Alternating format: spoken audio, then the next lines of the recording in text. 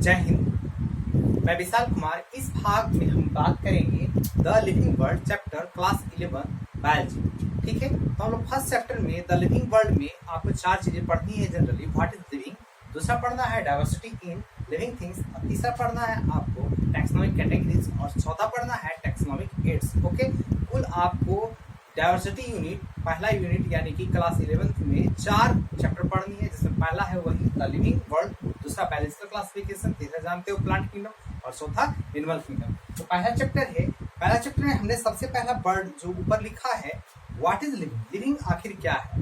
तो हम लोग लिविंग थिंग्स के बारे में जब भी हम लोग अगर पढ़ते हैं तो आपको यूकेजी से हम लोग स्टार्ट होता है, तो लिविंग थिंग क्या है, नॉन लिविंग थिंग क्या है, हम लोग बचपन से और आज तक देखिए इसका पीछा करते करते हम लोग 11th क्लास में पहुंच गए होंगे, है ना। तो आप लोग भी पहुंचे होंगे 11th में, जो देख रहे होंगे या उससे पार किए होंगे, तो अब भी समझना पड़ता है कि लिविंग थिंग क्या है।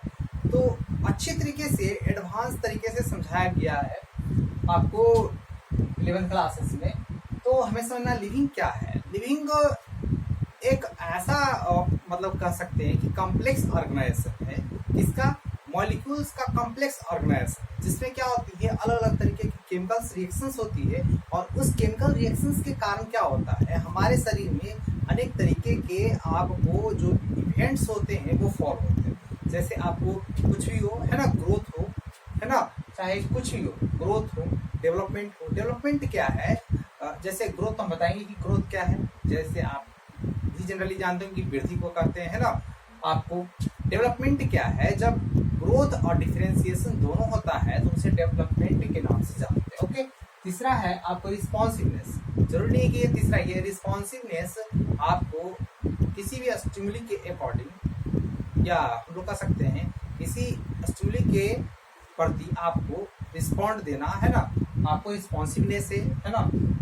नेक्स्ट है अडेप्टेशन। अडेप्टेशन क्या है, तो अडेप्टेशन भी एक तरीका का लिविंग थिंग्स का क्राइटेरिया है, जिसमें यह एक तरीके से कह सकते हैं कि that is genetic mechanism of living things in having any organism to capability survive, thrive, है ना। तो इस तरीके के आपको प्रोसेस प्रेफर किए जाते हैं। तो दैट इज थ्राइव करने के बाद रिप्रोडक्शन भी करता है, तो उसे अडेप्टेशन कहा जाता है। नहीं तो ऐसे हम लोग जनरली कहते हैं कि फेवरेबल फॉर्म में रह करके वो क्या करे, कहीं पर पार्टिकुलर हैबिटेट में मतलब कि सर्वाइव करे, उसे एडप्टेशन कहते हैं। ये सभी जनरली बचपन से पढ़ते आए होंगे, है ना, छोटे वर्ग में। रिप्रोडक्शन तो जनरली जानते हैं बायोलॉजिकल प्रोसेस है, जिसमें कोई भी आपको अपने स्पेसिस लाइक ऑर्गेनिज्म को क्या करता है, ऑफ स्प्रिंग के फॉर्म में क्या करते हैं, प्रोड्यूस करते हैं, उसे रिप्रोडक्शन कहा जाता है।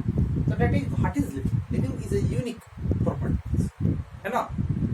Living is a unique properties in having complex organization of molecules interact or in having chemical reactions prefer through different types of living criteria precedes in our body, that is called living। इस तरीके से हम लोग कह सकते हैं कि उन्हें लिविंग कहा जाता है। लेकिन क्या जरूरी है कि लिविंग को हम लोग कैसे पहचान सकते हैं, है ना। तो उसके लिए पहचानने के लिए कोई न कोई लक्षण ही होगा, है ना। तो उसे कहेंगे क्राइटेरिया, कहेंगे कैरेक्टरिस्टिक कहेंगे। तो कौन कौन से लक्षण हैं जिससे हम आसानी से लिविंग थिंग्स को हम लोग पहचान सकते हैं। तो बहुत सारे ऐसे आपको लक्षण है, लेकिन उसके पहले जानेंगे आपके कंटेंट में है कि एनिमेट और इनएनिमेट वर्ड क्या होता है। एनिमेट वर्ड लिविंग के लिए आता है। लिविंग को हम लोग शॉर्ट फॉर्म में एल लिखेंगे, जबकि इनएनिमेट को नॉन लिविंग यानी कि एनएल लिखेंगे। ओके, तो दैट इज लिविंग है, लिविंग फॉर एल हम लोग लिखते हुए चलेंगे कहीं भी, नॉन लिविंग यानी कि एल। जो लिविंग में क्राइटेरिया होगा वो नॉन लिविंग में नहीं होगा, है ना। तो इस तरीके से ये दोनों क्या हो जाते हैं, अपोजिबल हो जाते हैं, यानी कि अलग अलग हो जाते हैं। अब हमें समझनी है कि जैसे प्रिमिटिव जो मैन थे, है ना, पहले के जो व्यक्ति थे, प्रिमिटिव मैन या अर्ली मैन कह सकते हैं, कि जनरली उनमें सिर्फ समझ बूझ के आधार पर बता सकते थे कि वो लिविंग है या नॉन लिविंग है। लेकिन जनरली जेंटिल वो कैसे समझते थे, कुछ ही चीज को समझते थे कि प्लांट है, एनिमल है, फायर है, ओशन है ना, एयर है, ये सब क्या है आपको दैट इज किस तरीके के ऑब्जेक्ट हैं, नॉन लिविंग है या लिविंग है ना, इसी तरीकों को समझ सकते थे। और समझते बुझते थे अर्ली मैन उसी को लिविंग समझते थे या नॉन लिविंग समझते थे, जनरली लिविंग उसी को समझते थे जो उसके प्रति आपको रिस्पॉन्ड देता था, है ना। जैसे अग्नि है तो उसको लगता था कि नहीं जल जाएंगे, हटना है, दूर है, जल है ना, वाटर लगता था, और समुद्र के पास नहीं वाटर है ना, हलचल होता है, तो इसीलिए उसको लिविंग मान करके चलते थे। तो और बहुत सारी ऐसी बातें दी हुई है यूनिट के फर्स्ट पेज में, आपको अर्नेस्ट मेयर के आपको पहले वाले पेज में, है ना, देखा जाए, है ना। तो जब आप टर्न ओवर करोगे पीछे की ओर, है ना, करो, तो इस तरीके से दिया हुआ है, बहुत अच्छी बातें दिया हुआ है कि पहले के जो लोग थे अगर उनकी अगर चला जाए कि उनके बारे में जो डिस्कशन है या हम लोग कह सकते हैं कि दंत कथा का अनुसार कि सजीव में क्या क्या प्रॉपर्टीज है, तो डैट इज अगर उस पर डिस्कस किया जाए तो उनके कारण क्या हो जाता है, सांस्कृतिक मतभेद हो जाता है ना। तो हम लोग नहीं कह सकते हैं कि जनरली क्या है कि एकदम क्या है एक तरीके से एकदम सुदृढ़ है ना। बहुत सारी ऐसी होती थी कि जनरली क्या होते थे जो ऑर्गेनिज्म होते थे, छोटे छोटे जो ऑर्गेनिज्म होते थे उनके प्रति उनका जो लगाव होता था प्रिमिटिव मैन का अलग तरीका होता था। तो इस तरीके से अलग व्यू है, लेकिन क्या है कि धीरे धीरे समय बीता, है ना, एकदम आपको धीरे धीरे समय बीता, एंथ्रोपोजेनिटी आपको लोग हम लोग कह सकते हैं कि जो ह्यूमन है, ह्यूमन के आपको तजुर्बे के अनुभव करते हुए लिविंग और नॉन लिविंग में क्या हुआ कि आपको कंपैरिजन धीरे धीरे समय के अनुसार मिलते चला गया, और उसी के साथ जैसे जैसे आगे बढ़े, जैसे जैसे अगर कहा जाए थ्योरी रिसर्च तक चला गया, रिसर्च हुआ, इस पर गहन अध्ययन हुआ, तो जो निकल करके आया वो हम लोग पढ़ रहे हैं, है ना। तो चलिए यही है, और कुछ खास है ऐसा इंट्रोडक्शन पेज में है कि जैसे अर्थ पर लिविंग और नॉन लिविंग ऑर्गेनिज्म है, ये आपको बुक के इंट्रोडक्शन में लिखा हुआ है कि the living world chapter start होता है तो लिखा हुआ है कि आपको हम लोग अर्थ पर रहते हैं, अर्थ पर बहुत सारे तरीके के क्या है लिविंग ऑर्गेनिज्म है, नॉन लिविंग ऑर्गेनिज्म है। अगर देखते हैं हम लोग अपने नजरे इधर उधर दौड़ाते हैं तो क्या करते हैं, सरपट इधर से इधर दौड़ते हुए अनेक तरीके के प्राणियों को हम लोग देखते हैं, है ना। तो घोड़े जो है दौड़ते हैं, कुछ ऐसे होते हैं जो उम्दा जो होते हैं, समुद्र में ऐसे जीव होते हैं जो शिकार करते हैं, जैसे शार्क को शिकार करते हुए देखना अचंभित लगता है। जैसे उत्तराखंड में एक वैली ऑफ फ्लावर है जिसमें क्या होता है, अलग अलग तरीके के फूल आपको खिले हुए देखने को मिलते हैं, है ना। तो डेट इज अनेक तरीके के आपको व्यू के बारे में आपको इंट्रोडक्शन में डिस्कस किया गया है कि जैसे कोई बर्ड्स है तो वो माइग्रेट करते हैं, है ना, तो उसके माइग्रेशन को देखना एकदम क्या होता है, उनके साइट को सीख करना एकदम काफी अच्छा लगता है। तो इस तरीके से हमें पता चलता है कि आखिर लाइफ है तो लाइफ आखिर क्या है। तो लाइफ के बारे में अगर जानना चाहते हैं अच्छी तरीके से तो हमें दो ही क्वेश्चंस आती है जो आपके बुक में के अनुकूल अगर हम बात कर रहे हैं तो लाइफ के बारे में दो ही प्रश्न उठता है हमारे चेहरे।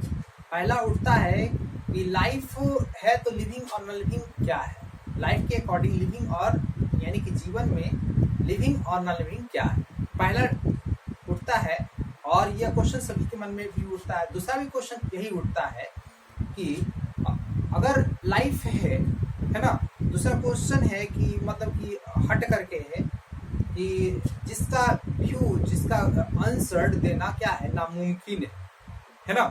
तो इस तरीके से तो आपको रिस्पॉन्स जो है आपको क्रिएट होता है, ठीक है, कि किस तरीके से आपको लिविंग थिंग्स के प्रति हम लोग समझ सकते हैं कि वो लिविंग है, नॉन लिविंग है। इस तो जनरली इंट्रो के फॉर्म में है, लेकिन अब हम लोग समझते हैं थोड़ा एडवांस और अच्छे तरीके से कंसेप्चुअल फॉर्म। तो हमने बताया लिविंग क्या है। लिविंग में क्या होता है, कुछ खास क्राइटेरिया होता है, कुछ लक्षण होता है जिससे वो अपने आप को प्रदर्शित करते हैं कि वो सजीव है या निर्जीव है, ठीक है। तो सजीव में कुछ खास लक्षण है, जैसे यहाँ पर जनरली बुक के अकॉर्डिंग, एनसीईआरटी अकॉर्डिंग 5 आपको लक्षण है। पहला ग्रोथ, दूसरा रिप्रोडक्शन, जिस तरीके से दिया हुआ है 1 by 1 उसी तरीके से मैं बता रहा हूँ। पहला रिप्रोडक्शन दिया हुआ है, दूसरा आपको ग्रोथ दिया हुआ है, सॉरी पहला ग्रोथ दिया हुआ है, दूसरा रिप्रोडक्शन दिया हुआ है, तीसरा में मेटाबॉलिज्म पढ़ना है, चौथा में आपको सेलुलर स्ट्रक्चर या तो सेलुलर ऑर्गेनाइजेशन, दोनों को एक ही बोलते हैं ना। तो आपको सेलुलर ऑर्गेनाइजेशन है, आपको पांचवा कॉन्शियसनेस आपको दिया हुआ है। इस तरीके से आपको 5 क्राइटेरिया पर पूरा अच्छा तरीका से उसका डिस्क्रिप्शन है एनसीईआरटी के कंटेंट में, प्रत्येक के बारे में समझना है कि आखिर वो क्या है ना। तो देखिए यहाँ पर दिया हुआ है कि ये कैरेक्टरिस्टिक ऑफ लिविंग थिंग है 5 आप जैसे ग्रोथ है, रिप्रोडक्शन है, मेटाबॉलिज्म है, सेलुलर ऑर्गेनाइजेशन है, कॉन्शियसनेस है। अब इसमें लिखा हुआ है कि कौन डिफाइनिंग फीचर है, कौन नॉन डिफाइनिंग। तो नॉन डिफाइनिंग को इस तरीके से लिखा हुआ है, नॉन डिफाइनिंग को हम लोग क्या कर सकते हैं, एनडीएफ हमने शॉर्ट में लिखा है। तो एनडीएफ हमने लिख दिया, जो नॉन डिफाइनिंग फीचर है हमने लिख दिया। अब हम लोग कैसे पकड़ेंगे कि डिफाइनिंग फीचर है नॉन डिफाइनिंग फीचर, यानी कि जो डिफाइनिंग फीचर प्रदर्शित नहीं करेंगे तो वो नॉन डिफाइनिंग होंगे।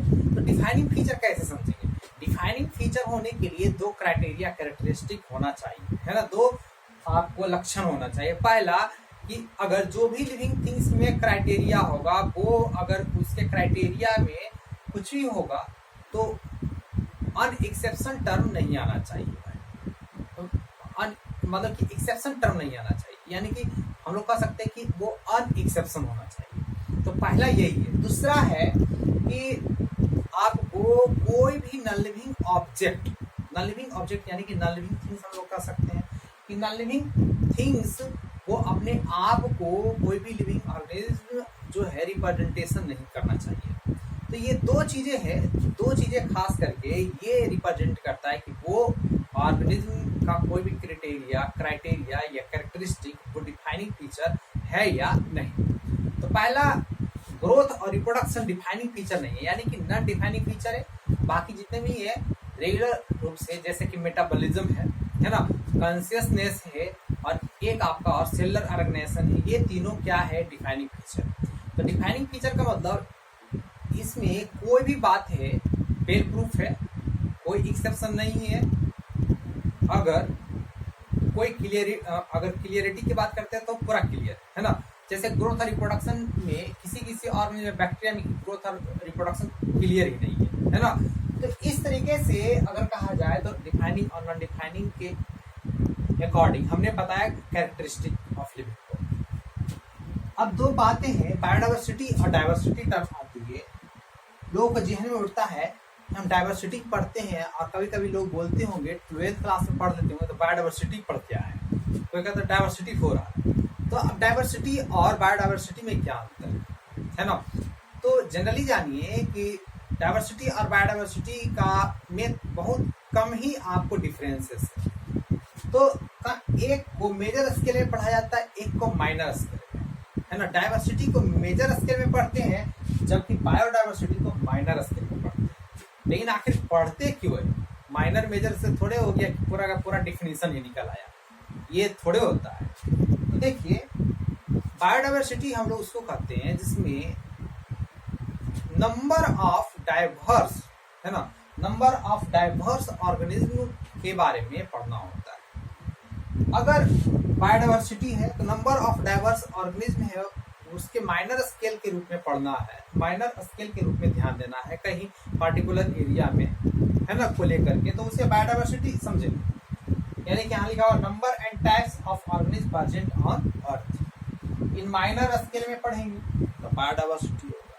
वही number and types of organism present on earth, अगर उसे मेजर स्केल में पढ़ेंगे डाइवर्सिटी होगा। ओके, ये बहुत इजी था।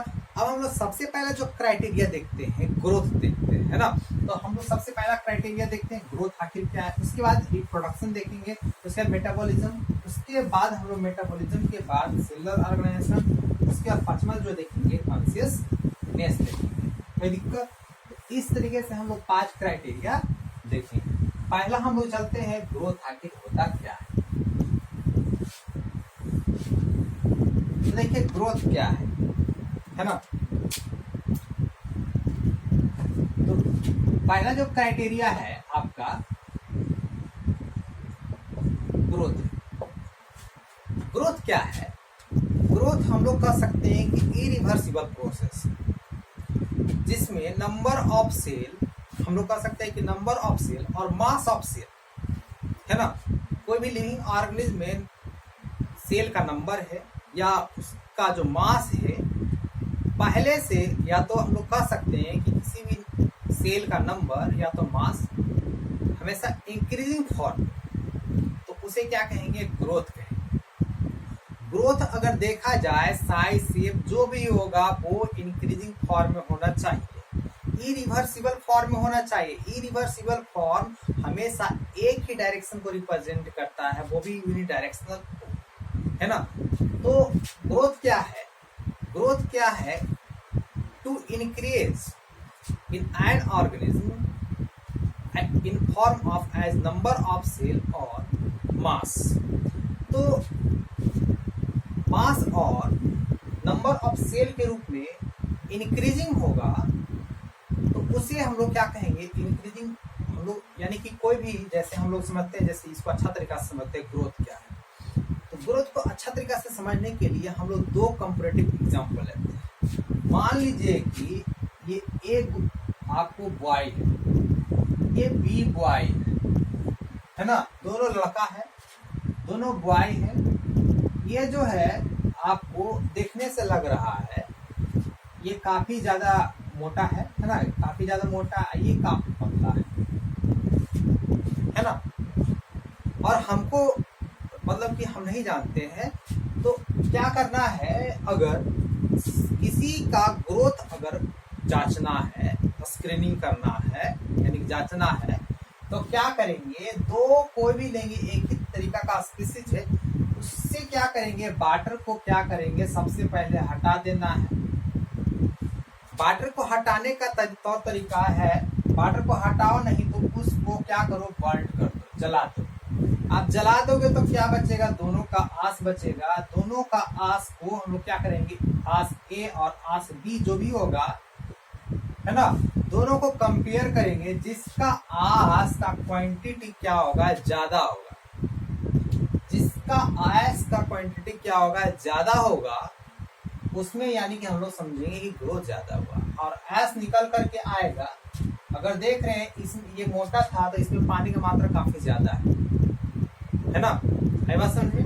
तो इसमें एस का क्वांटिटी अगर दोनों का उम्र अगर सेम नहीं है, मान लो कि इसका 14 इयर्स है, हाँ वो बता रहा था कि हमारा 14 इयर्स है, लेकिन हम दुबले पतले देखने से लग रहा था। और ये बेचारा क्या था, ये 12 ही साल का था, लेकिन काफी पुष्ट था, मोटा उटा था, खाया पिए था, है ना, अच्छे घर का था।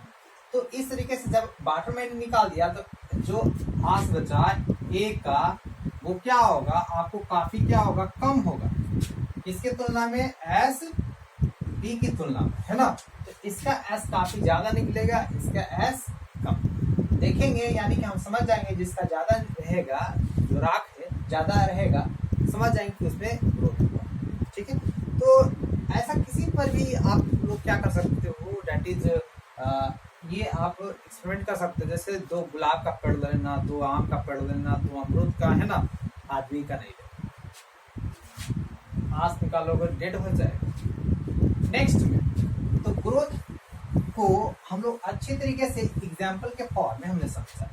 या तो हम लोग ऐसे भी कर सकते हैं, एरिया, वॉल्यूम, है ना, मास, नंबर के फॉर्म में, अगर कंपैरेटिव फॉर्म में आपको इंक्रीज हो रहा हो, है ना, किसी भी बॉडी का, तो उसे हम लोग समझते हैं कि उस बॉडी में क्या हो रहा है, ग्रोथ हो रहा है। ग्रोथ को हम लोग, ग्रोथ का अगर टाइप्स देखते हैं तो 2 टाइप्स है ना। एक होता है इरिवर्सिबल, एक इरिवर्सिबल ग्रोथ, दूसरा है रिवर्सिबल ग्रोथ, है ना। तो 2 तरीका का ग्रोथ, एक इरिवर्सिबल और दूसरा रिवर्सिबल। इरिवर्सिबल ग्रोथ है कि कोई व्यक्ति, मान लेते हैं हम लोग समझाते हैं, यानी कि डाइटिज देते हैं, डाइटिज का मतलब होता है कि समझाया जा रहा है।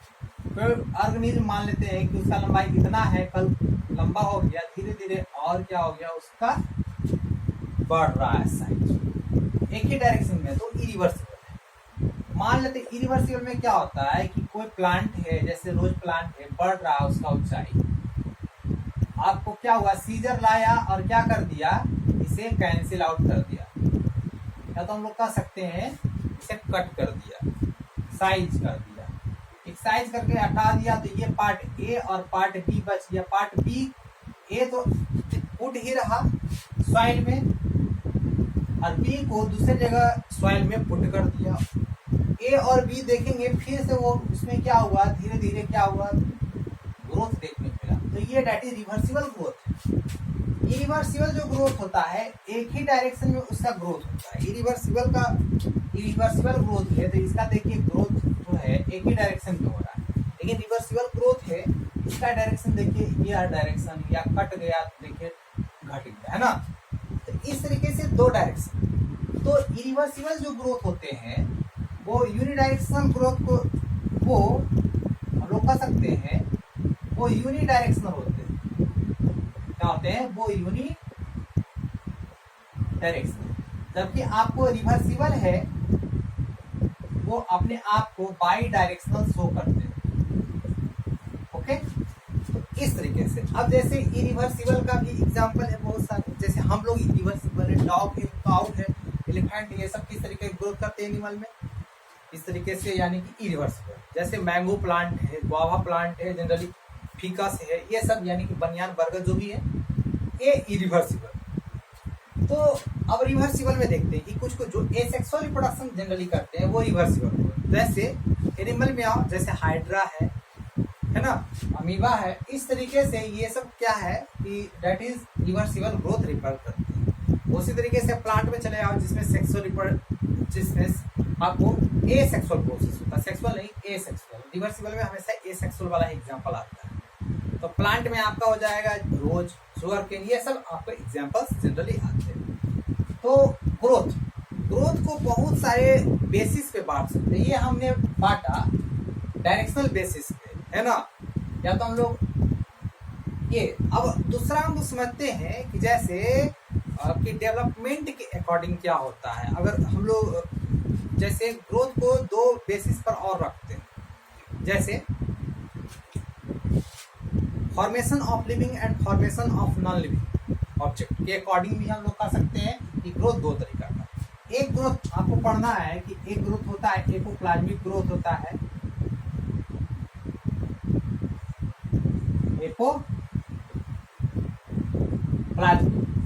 एक ग्रोथ आपने पढ़ा होगा, एक होता है प्रोटोप्लाज्मिक, एक होता है प्रोटोप्लाज्मिक। दो तरीका का ग्रोथ आपको पढ़ना है, ठीक है। तो प्रोटोप्लाज्मिक जनरली लिविंग में होता है जबकि एपोप्लाज्मिक नॉन लिविंग में होता है। ये कहना आपको पूरा का पूरा सिर्फ इतना कह करके छोड़ देंगे तब गलत हो जाएगा। अब है क्या, इसी के अकॉर्डिंग है, लेकिन इतना कहोगे ऐसे लिख दोगे तो गलत। प्रोटोप्लाज्मिक है क्या, प्रोटोप्लाज्मिक ग्रोथ होता क्या है, प्रोटोप्लाज्मिक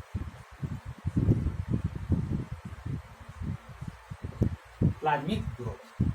प्रोटोप्लाज्मिक ग्रोथ वो ग्रोथ होते हैं जिससे कोई भी लिविंग ऑर्गेनिज्म बना हुआ है ना। जैसे प्रोटोप्लाज्मिक ग्रोथ वो ग्रोथ होते हैं जिसके कारण लिविंग ऑर्गेनिज्म जनरली क्या होते हैं आपके जो बने होते हैं वो प्रोटोप्लाज्मिक ग्रोथ के उदाहरण होते हैं, है ना। यानी कि living component prefer protoplasmic growth. जैसे कोई भी प्लांट है वो जिंदा है तो उसमें जो वृद्धि हो रहा है तो वो किस प्रकार का ग्रोथ होगा, प्रोटोप्लाज्मिक। क्योंकि वो जिंदा है उसमें अनेक तरीके के आपको बायोमोलिकुलर प्रोसेस हो रहे हैं, बायोकेमिकल रिएक्शंस आपको टेक प्लेस है, तो दैट इज प्रोटोप्लाज्मिक ग्रोथ। लेकिन तो यानी कि हम लोग कह सकते हैं ये आपको लिविंग जब लाइफ है तब। लेकिन आपको दूसरा है उसी तरीके से है एपोप्लाज्मिक ग्रोथ। एपोप्लाज्मिक ग्रोथ हम लोग तब कहेंगे कि जैसे कि मान लेते कोई लिविंग ऑब्जेक्ट था, ठीक है, जैसे लिविंग है, कोई प्लांट है, एनिमल है, लेकिन वो क्या हो गया, उसका डेथ हो गया तो नॉन लिविंग में बदल गया। यानी कि formation of non living through living, उस ग्रोथ को क्या कहेंगे, एपोप्लाज्मिक ग्रोथ। तब बताइए, सीधा तो डायरेक्ट नॉन लिविंग को तो नहीं कहेंगे ना, यानी कि ये तो नॉन लिविंग डेड आपको लिविंग से ही ना बना। तो इस तरीके के पूरे को हम लोग को समझना, कॉन्सेप्ट को समझना है, यानी कि प्रोटोप्लाज्मिक ग्रोथ और एपोप्लाज्मिक ग्रोथ। अब है कि सेल डिवीजन। सेल डिवीजन जो है, जैसे ग्रोथ के अकॉर्डिंग अगर देखा जाए तो सेल डिवीजन अलग अलग ऑर्गेनिज्म में होता है। जैसे तो सेल डिवीजन के अकॉर्डिंग ही ग्रोथ को आपको समझाया गया है कि सेल डिवीजन के अकॉर्डिंग हम लोग कैसे समझ सकते हैं। तो सेल डिवीजन अगर जानना है तो सेल डिवीजन ग्रोथ के अकॉर्डिंग अगर देखा जाए तो किसी में कंटिन्यूअस होगा, किसी में कंटिन्यूअस नहीं भी हो सकता है। जैसे प्लांट में अगर देखते हैं, दूसरा एनिमल में देखते हैं, प्लांट में जनरली क्या होता है, कंटिन्यूअस सेल डिवीजन होता है। पूरा का पूरा लाइफ आपको क्या हो रहा है कि सेल डिवीजन हो रहा है ना। लेकिन तो इसमें पूरा का पूरा टोटल लाइफ, यानी कि हम लोग सीधे कहेंगे लाइफ, और लाइफ क्या होगा, सेल डिवीजन होगा। लेकिन एनिमल में क्या होगा, एक पार्टिकुलर टाइम तक क्या होगा, उसमें सेल डिवीजन होगा। पार्टिकुलर टाइम तक होगा, उसके बाद फिर से क्या हो जाएगा, स्टंट हो जाएगा, रुक जाएगा, है ना। तो दैट इज, यानी कि मैच्योरिटी के बाद क्या हो जाता है, ग्रोथ रुक जाता है। तो इस तरीके से जैसे मैच्योरिटी आती है, मैच्योरिटी के बाद जनरली सेल डिवीजन आपको दैट इज नहीं होता है। तो दैट इज हम लोग कह सकते हैं कंटिन्यूअस विद डिसकंटिन्यूअस, है ना। एक है सेल डिवीजन किसमें, बैक्टीरिया में। बैक्टीरिया में क्या है, बैक्टीरिया में तो आता ही पता नहीं है। तो इस तरीके से हमने जाना बैक्टीरिया में क्या है, कोई अता पता नहीं है कि उसमें ग्रोथ होता है कि नहीं होता, अभी क्लियर ही नहीं है ना। तो दैट इज हम लिख देते हैं नॉट क्लियर। बैक्टीरिया में अभी ग्रोथ और रिप्रोडक्शन दो ऐसे है जो क्राइटेरिया है, दैट इज क्या है, नॉट क्लियर। नेक्स्ट अगर देखा जाए, सेल डिवीजन जनरली इंट्रिंसिक और एक्सट्रिंसिक दोनों होता है। जैसे हम लोग में ग्रोथ होता है तो क्या ग्रोथ हो रहा है तो हम लोग बाहर से देख रहे हैं, लेकिन क्या होता है, सेल का इंलार्जमेंट होता है तो इंट्रिंसिक हुआ, है ना। तो जैसे इंट्रिंसिक ग्रोथ होता है आप जनरली लिविंग में, लेकिन कुछ कुछ ऐसे हैं जिसमें एक्सट्रिंसिक ग्रोथ भी देखने को मिलता है। जैसे एक्सट्रिंसिक ग्रोथ देखा जाए तो किसमें, एक्सट्रिंसिक ग्रोथ बाहर वाला ग्रोथ जैसे आपको दिया हुआ है, जैसे माउंटेन्स है, माउंटेन्स का आकार बढ़ते चला जाता है ना। तो एक्सक्लूसिवली अगर देखा जाए तो माउंटेन का आकार आपको रेत के जो टीले होते हैं, है ना, जो सैंड मॉड्स है, आपको क्या है, आपको बॉल्डर ये सब है, यानी कि देखते हैं अगर जो बड़ा ऊंचा ऊंचा ऊंचा ऊंचा जो होता है ना, टीला जो होता है ना। तो इस तरीके से आपको जो माउंटेन्स आपको कंटेंट में बॉल्डर्स है, सैंड मॉल्ड्स है, इस तरीके के उनमें क्या होता है, एक्सट्रिंसिक ग्रोथ होता है। और एक्सट्रिंसिक ग्रोथ को आपको श्योरली नहीं कर सकते हैं कि वो लिविंग थिंग्स का क्राइटेरिया है। इसीलिए एक भाई साहब कहाँ चले जाते हैं, दैट इज डिफाइनिंग फीचर से हट जाते हैं, है ना, नहीं तो डिफाइनिंग फीचर में चला आता। तो ग्रोथ क्या है, ग्रोथ डिफाइनिंग फीचर नहीं है, that is non defining feature of living thing, है ना। तो हमने ग्रोथ बताया। तो what is growth, when number of cell and mass of cell generally increase, that is called growth. Growth हमने बताया, ग्रोथ दो तरीके के होते हैं, may be reversible, may be irreversible, लेकिन श्योरली वो ग्रोथ होते हैं जो इरिवर्सिबल ग्रोथ होते हैं। तो मेन इरिवर्सिबल ग्रोथ होता है, इरिवर्सिबल को ही जनरली ग्रोथ का डिफिनेशन में माना जाता है। इरिवर्सिबल ग्रोथ, यूनिडायरेक्शनल ग्रोथ को ही रेफर किया जाता है। रिवर्सिबल लेकिन किसी किसी में हो जाते हैं, यानी कि एक्सेप्शन आ गया एक तरीके से। उसी तरीके से बताया कि ग्रोथ जो है अगर लिविंग ऑर्गेनिज्म में है और लिविंग रहने पर, लिविंग के बाद दोनों फॉर्म में उनका ग्रोथ होता है। विद रिस्पेक्ट टू प्रोटोप्लाज्मिक और एपोप्लाज्मिक, ये हमने बताया, एक्सट्रिंसिक, इंट्रिंसिक, ये सब भी बताया। सेल डिवीजन के ऊपर भी हमने डिस्कस किया। तो इस तरीके से हमने आपको ग्रोथ बताया। अगले भाग में हम लोग देखते हैं रिप्रोडक्शन। इस भाग में हम लोग समझेंगे कि रिप्रोडक्शन आखिर क्या होता है। रिप्रोडक्शन जो है सेकेंड आपको क्राइटेरिया है, क्या है डेट इज, रिप्रोडक्शन जो है आपका सेकेंड क्राइटेरिया है, यानी कि दूसरा लक्षण है ना। तो दूसरा लक्षण आपको क्या है, डेट इज रिप्रोडक्शन। अब रिप्रोडक्शन क्या है, रिप्रोडक्शन हम लोग generally what is reproduction, reproduction एक तरीका का बायोलॉजिकल प्रोसेस है, यानी कि लाइफ में हम लोग कह सकते हैं सीक्वेंस फॉर्म में चलने वाला प्रोसेस है ना। टेक्निकल प्रोसेस हम लोग नहीं कर सकते हैं, है ना, लेकिन मेन प्रोसेस कर सकते हैं। तो इसमें कोई भी ऑर्गेनिज्म क्या होगा, हम अभी बताया कि क्या है आपको रिप्रोडक्शन जनरली क्या है। रिप्रोडक्शन क्या है, बायोलॉजिकल प्रोसेस। क्या है ये, आपको बायोलॉजिकल प्रोसेस है, कोई दिक्कत नहीं। इसमें क्या होगा, कोई भी ऑर्गेनिज्म प्रोड्यूस करेगा, है ना। और कौन सा ऑर्गेनिज्म क्या प्रोड्यूस करेगा, कोई भी पेरेंट से है, कोई भी पेरेंट ऑर्गेनिज्म है, वो क्या प्रोड्यूस करेगा, पेरेंट ऑर्गेनिज्म अपने जैसे ऑर्गेनिज्म को प्रोड्यूस करेगा, अपने लाइक स्पीसीज को किस रूप में प्रोड्यूस करेगा, ये प्रोड्यूस करेगा आपको प्रोजीनी के फॉर्म में, या आपको प्रोजीनी बनाएगा। प्रोजीनी या तो संतान को हम लोग ऑफ स्प्रिंग भी कहते हैं, बहुत सारे नामों में, छोटे क्लास से आप लोग पढ़ चुके होंगे। यंग वंस भी कहते हैं, यंग वंस का मतलब ही संतान होता है। न्यू बॉर्न बेबी समझा जाए तो न्यू बॉर्न बेबी का भी मतलब क्या होता है, संतान होता है। ठीक है, तो ये आपका डेट इज बेबी लिखा हुआ है, तो समझिए। तो इस तरीके से रिप्रोडक्शन का डेट इज क्या है, ये डिफिनेशन है, हम लोग कह सकते हैं।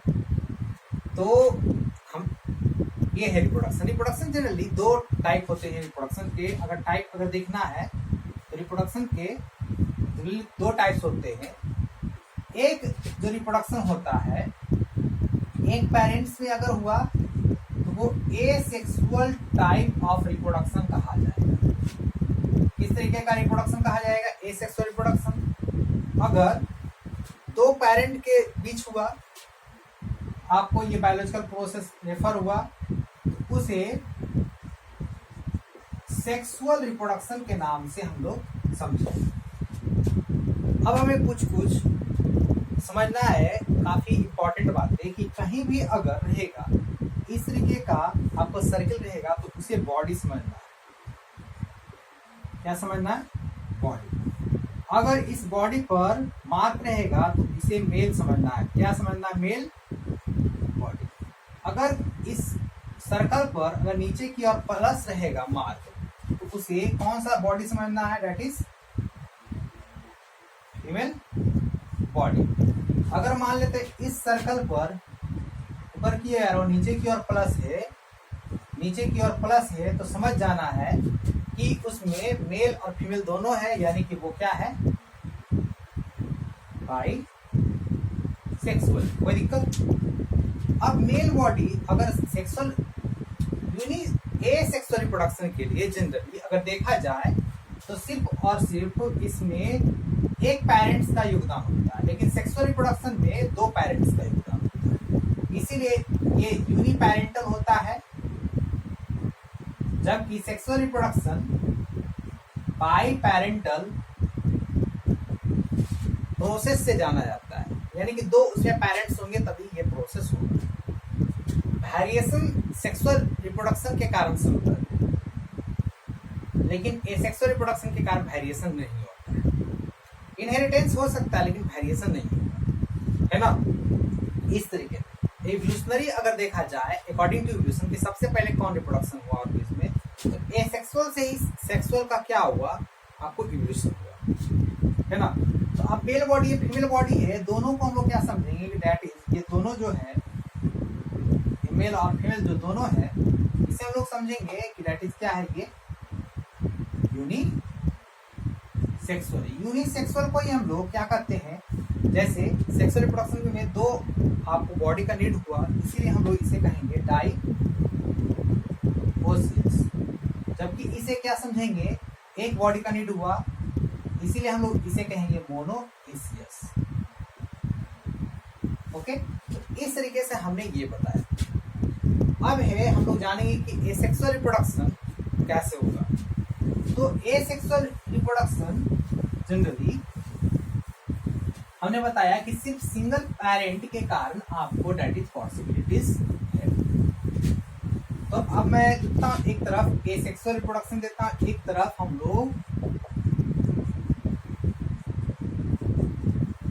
तरफ हम लोग सेक्सुअल रिप्रोडक्शन लिखते हैं। इसमें क्या होगा, अगर मेल बॉडी है, अगर मेल बॉडी क्या प्रोड्यूस करेगा, मेल से मेल बनेगा।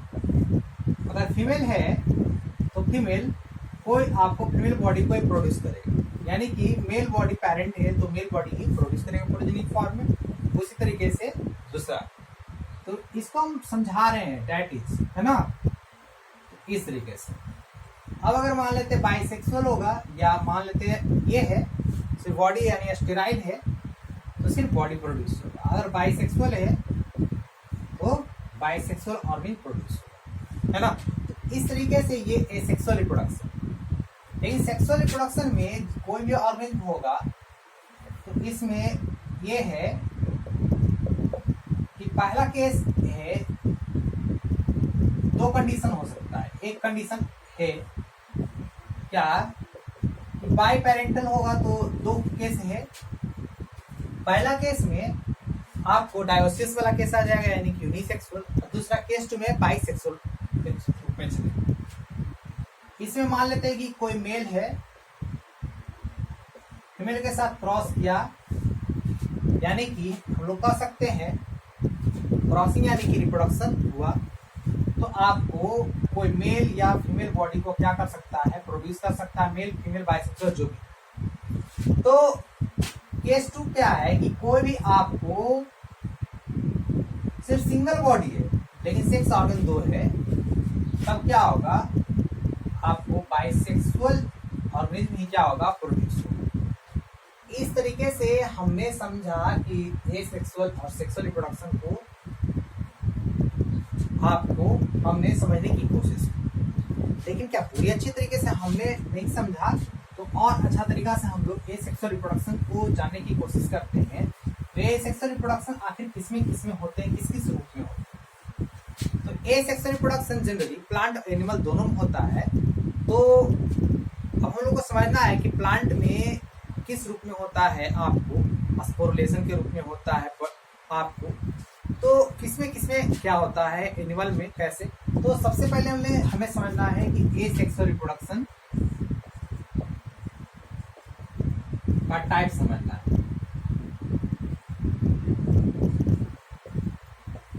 तो जिस लिविंग ऑर्गेनिज्म में रिप्रोडक्शन प्रेफर होगा तो उसे समझ जाना, जिस भी लाइफ में रिप्रोडक्शन होगा उसे लिविंग ऑर्गेनिज्म समझ जाना, ठीक है। जिसमें नहीं होगा तो उसे नॉन लिविंग यानी कि इनएनिमेट समझना है। जैसे सबसे पहला है स्पोरुलेशन। जैसे कुछ ऑर्गेनिज्म है, जैसे एग्जांपल में आपको हम लोग मान सकते हैं कि क्या है, आपको फंजाई है ना।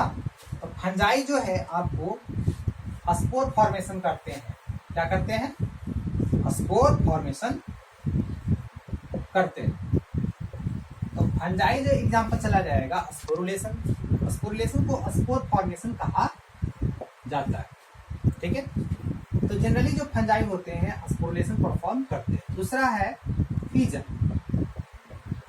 फीजन दो तरीके के हैं आपको, एक फीजन होता है बाइनरी, एक होता है मल्टीपल फीजन। आप लोग तो जानते ही होंगे। बाइनरी फीजन का एग्जाम्पल जनरली अमीबा, पैरामीशियम, ये सब होता है। मल्टीपल फीजन का एग्जाम्पल ईस्ट अमीबा होता है। आप लोग जानते होंगे, बहुत सारे एटसेट्रा हम लिख देते हैं, पढ़ना था। अब फीजन क्या होता है, इसमें स्पोर बनता है। स्पोर क्या होता है, लिटिल बॉडी होता है स्पोरुलेशन में, है ना।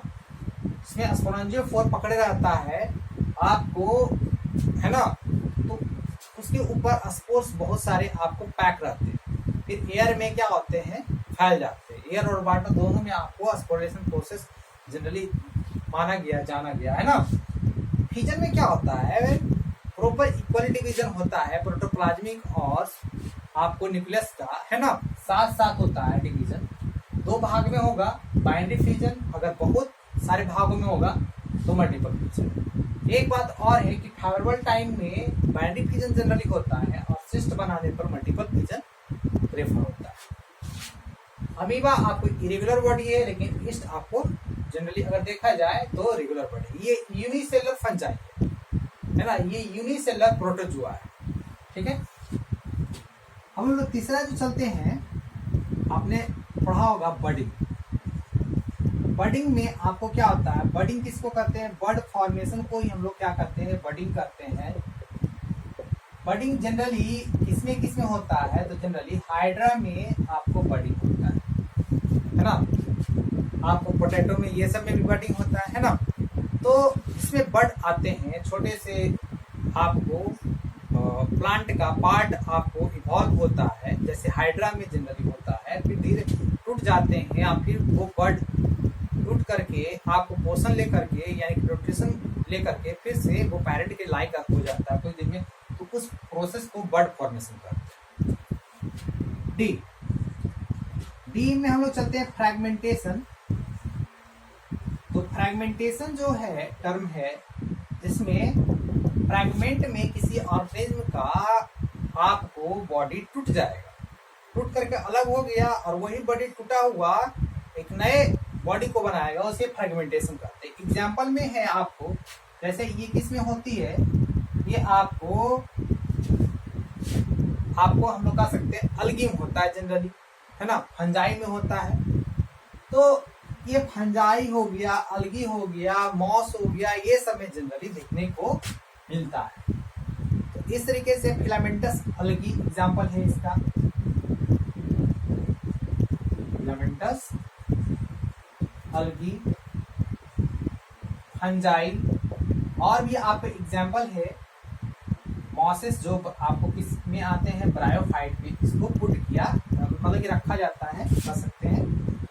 आपको और सारे बहुत सारे प्रोसेस है, जैसे एक प्रोसेस है जो मैं लास्ट बताता हूँ, रीजनरेशन प्रोसेस। रीजनरेशन प्रोसेस आपको जनरली इसमें होता है, आपको स्टारफिश नाम तो सुने ही होंगे, है ना, आपका स्टारफिश, प्लेनेरिया, ये सब में होता है, आपने पढ़ा होगा क्लास 10 तक।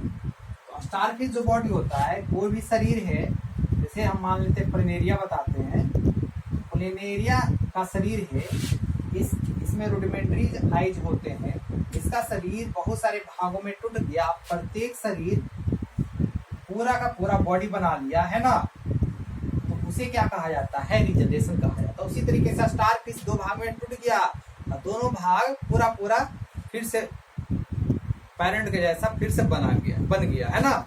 जैसे पूछ टूटता है तो फिर से पूछ आ जाता है लिजर्ड में, लेकिन क्या पूछ तरफ वाला हिस्सा क्या सिरलाता नहीं ना, तो वो करेक्ट रीजनरेशन का नहीं है। लेकिन रीजनरेशन एक तरफ उसमें हुआ, हेड के तरफ रीजनरेशन हुआ टेल का, है ना। तो लिजर्ड में टेल के तरफ हेड का नहीं होता। तो रीजनरेशन का मतलब होता है श्योरली कि दोनों तरफ जो दोनों भाग टूटा, फ्रैगमेंट हुआ, फ्रैगमेंट एक्सेस करता है, दोनों तरफ वाला भाग बन जाता है, जो भी टूटा इधर का पार्ट उधर को बना लेता है, उधर का पार्ट इधर को बना लेता है। इसमें तीन भाग में टूटता है जनरली। पहला वाला बी और सी को बना लेता है, बी ए सी को बना लेता है, सी ऊपर वाला दोनों भाग को बना लेता है, इस तरीके से। तो डेट इज, ये हमने ए सेक्सुअल रिप्रोडक्शन इन ऑर्गेनिज्म हमने समझा। सेक्सुअल रिप्रोडक्शन जनरली प्लांट में सेक्सुअल, आपको हम लोग बाइसेक्सुअल फ्लावर में जनरली हम लोग पढ़ते हैं। जनरली सबसे ज्यादा प्लांट जो है बाइसेक्सुअल फॉर्म में है ना।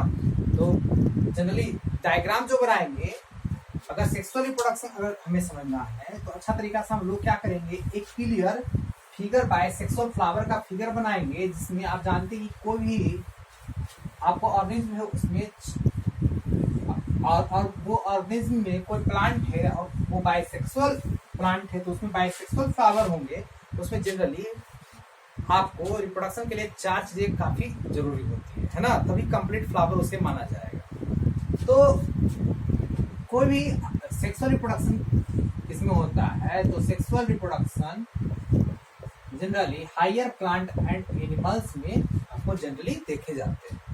एग्जाम्पल क्या है? हायर प्लांट्स एंड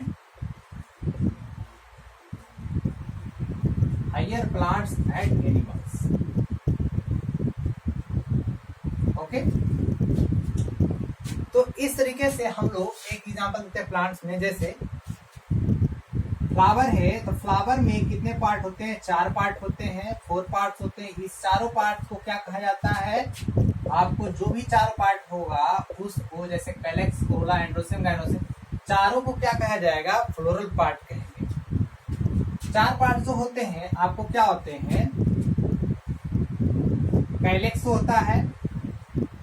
कैलेक्स कैसे लिखा था? CAL/X हम लोग लिखते हैं कैलेक्स, ठीक है, CAL/X कैलेक्स। दूसरा है कोरोला, तीसरा है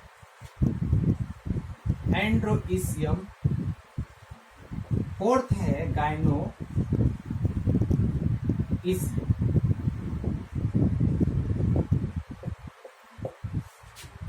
अब समझना, ध्यान से समझिए। कैलेक्स को कैपिटल K से आपको रिप्रेजेंट किया जाता है, कोरोला को कैपिटल C से, एंड्रोसियम को कैपिटल A से और इसे कैपिटल G से। प्रत्येक का अगर यूनिट देखो तो कैलेक्स का जो यूनिट होता है, के यूनिट को सेपल कहते हैं, इसके कोरोला के यूनिट को पेटल कहते हैं, एंड्रोसियम के यूनिट को स्टामेन कहा जाता है और गाइनोसियम के यूनिट को पिस्टिल या तो कार्पेल के नाम से जाना जाता है, ठीक है। सेपल क्या है?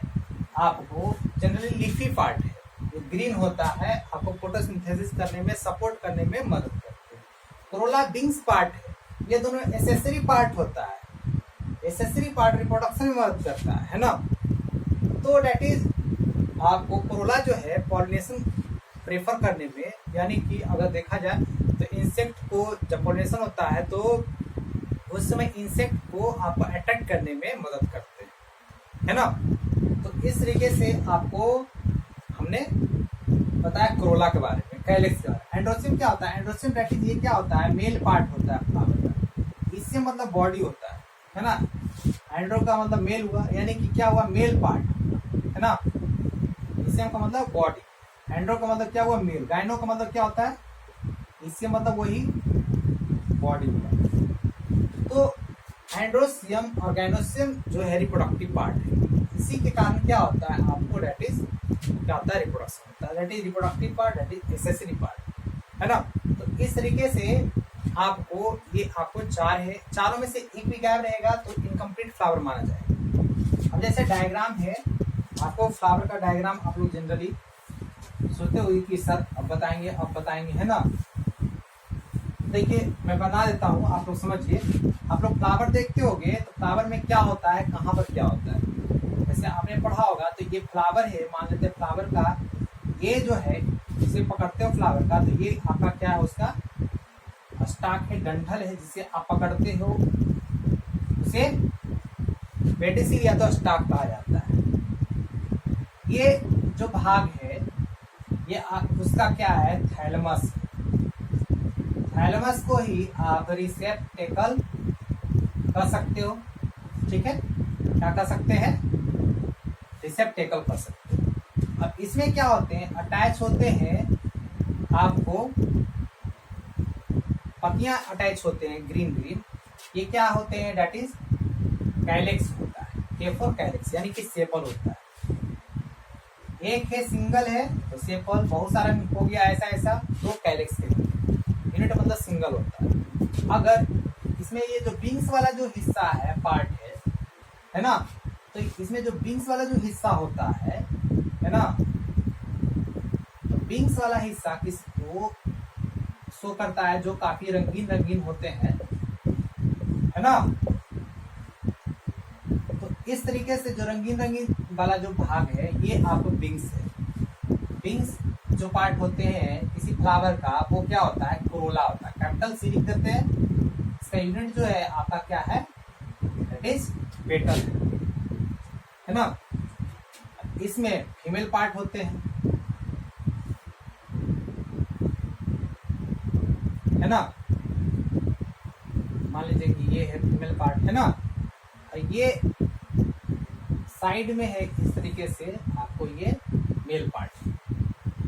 तो इस तरीके से ये आपका उसका हुआ क्या, दैट इज मेल पार्ट। इस तरीके से बहुत सारे होते हैं, सिंगल हो सकता है, डबल हो सकता है। तो ये आपका हुआ दैट इज मेल पार्ट। तो मेल पार्ट वाले ये क्या कहलाएंगे, दैट इज एंड्रोसिम कहलाएंगे। ये पूरा का पूरा क्या कहलाएगा, दैट इज गाइनोसिम। गाइनोसिम में 3 पार्ट होते हैं। ये पूरा ओवरी होता है, ओवरी के इनसाइड ओव्यूल होते हैं, और जो ऊपर वाला आपको क्या होता है, स्टाइल होता है। उसके बाद सबसे ऊपर का जो होता है वो पोर्शन स्टिग्मा होता है। ये आपका नीचे वाला जो होता है गोला ओवरी होता है। पूरा गाइनोसिम बनता है। इसका जो यूनिट होता है वो क्या होता है, पिस्टिल, है ना। एंड्रोसिम का जो यूनिट होता है वो क्या होता है, स्टाइल। इस तरीके से जो डायग्राम हम पूरा अच्छा तरीके से बनाएंगे, इस साइड में बना लेंगे तो ये क्या होगा, फिगर ऑफ क्या हो जाएगा, हम लोग लिख सकते हैं बाइसेक्सुअल फ्लावर। शॉर्ट लिखते हैं FLOW, है ना। तो ये प्लांट में इस तरीके से होते हैं। कोई भी सेक्सुअल फ्लावरिंग प्लांट में आपको फ्लावर होते हैं, है ना। तो that is flower introductive feature होते हैं आपको, जिसमें क्या होता है, रिप्रोडक्शन प्रोसेस होता है। अब एनिमल्स में भी सेक्सुअल रिप्रोडक्शन होते हैं। अब जैसे रिप्रोडक्शन जो है आपको बैक्टीरिया में जाना नहीं जाएगा, बैक्टीरिया कोई क्लियरिटी नहीं है, इसीलिए दैट इज ये रिप्रोडक्शन नॉन डिफाइनिंग फीचर में आते हैं, है ना। तो जैसे कुछ कुछ ऑर्गेनिज्म है जिसमें आपको अगर देखा जाए तो रिप्रोडक्शन दैट इज क्लियर नहीं है, जैसे मैंने बताया ही, है ना। तो वायरस, विरोइड्स, विरियंस, ये सब में क्या है कि रिप्रोडक्शन के बारे में कुछ पता जानकारी ज्यादा नहीं। नेक्स्ट है वायरस से छोटा होता है जो वायराइड्स कहलाता है।